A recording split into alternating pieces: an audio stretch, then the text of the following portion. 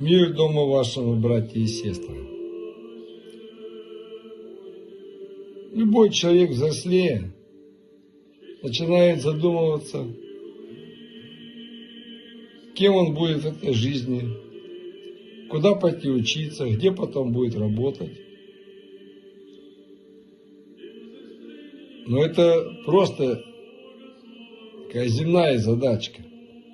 Как бы не ошибиться. Как бы найти свой путь в этой жизни. А для верующего человека тем более встает очень важный вопрос. И часто человек просто панически боится ошибиться с выбором своего жизненного пути, просто в ступор впадает. А вдруг это противоречит заранее прописанному сценарию Бога о нас. И небо нас за это сурово накажет. Но этот парализующий страх убивает нашу свободную, дарованную Творцом волю. Христианство – это не разминирование минного поля. Шаг не туда и смерть. Святые отцы несут нам невероятно утешительную весть, которая дарит душе просто полет. Для Бога абсолютно не важно, в каком городе ты живешь, будешь ли ты работать врачом, инженером, учителем и просто сантехником.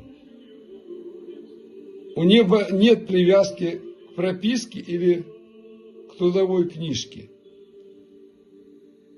Божья воля о нас неизменна в любом из миллиардов наших вариантов будущего и состоит лишь в одном.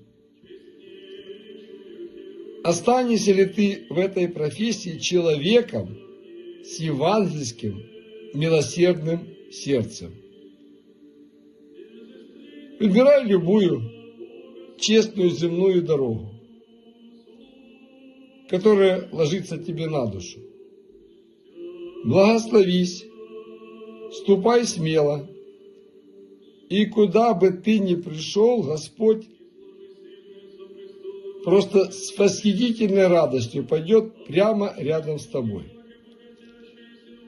А в трудные минуты твоей жизни Господь будет нести тебя на руках. Такова любовь Творца к своему творению. Оставайтесь с Богом и до новых встреч, братья и сестры.